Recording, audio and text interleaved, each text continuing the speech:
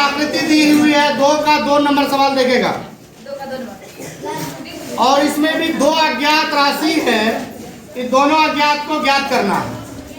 इसका फिगर बाबू इस तरह से है।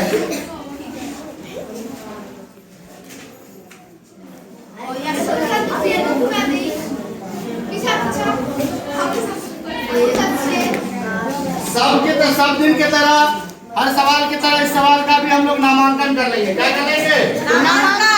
नामांकन। पहले इसका वैल्यू देख लेंगे कि क्या क्या दिया हुआ है। 150 पहले इसका 80 दिया हुआ है, उसके बीच में y आराम से y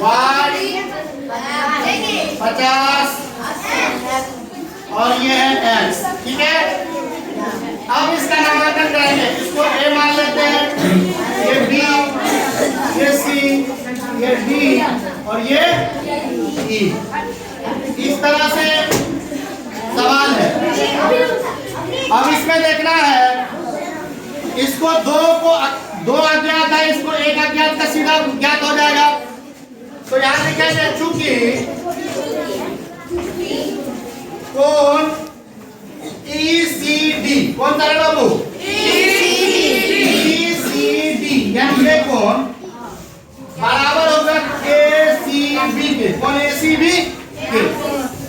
कोण ECB बराबर कोण ACB के। क्यों होगा बराबर? तो लिखेंगे चूंकि सम्मुख कोण है। कौन सा कोण है बाबू? सम्मुख कोण है। कौन सा कोण है? सम्मुख कोण। सम्मुख कोण किसे कहते हैं? आमने सामने का कोण को सम्मुख कोण कहते हैं। तो इसलिए बाबू ने y बराबर हो जाएगा 80 डिग्री। कितना हो जाएगा? 80 डिग्री। अब y का मान निकल गया। फिर आएंगे उसी पे, क्योंकि त्रिभुज के तीनों कोणों का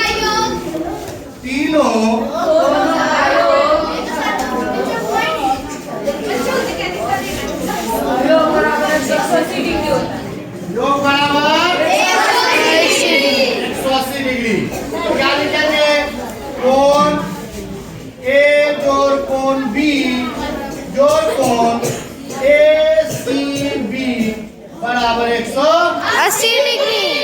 कौन है सर? ऐसा हम A को A यहाँ B लिख दिए, यहाँ C का है ना लिखे, है ना? तो यहाँ पर समझना ये है, क्योंकि बाबू ने कोण C के बिंदु पे 1 कोण 2 कोण 3 कोण 4 का कोण बन रहा है ना? तो 4 कोण को अलग अलग बताने के लिए उसका चौहद्दी लेते हुए चलना पड़ेगा।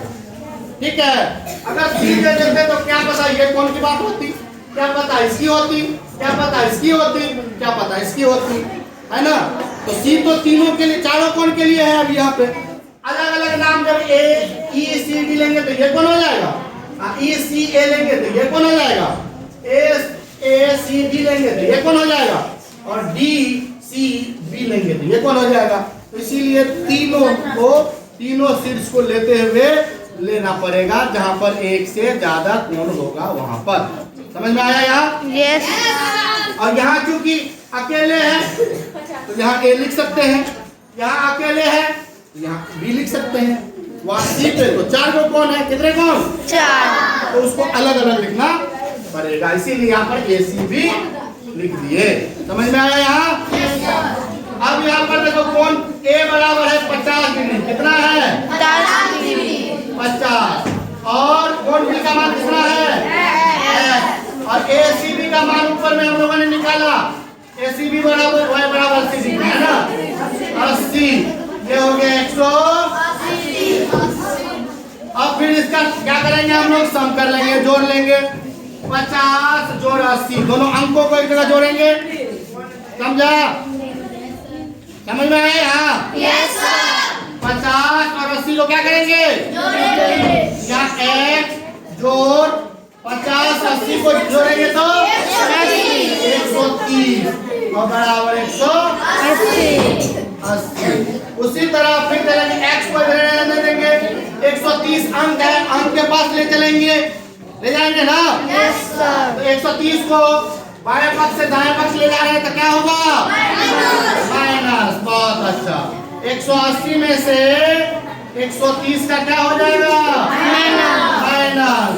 x का मान क्या निकलेगा रे बाबू? 50 डिग्री। तो यहाँ पर हमारा y का मान 80, x का मान 50। क्या लिखेंगे? 80। ये आंसर हो गया।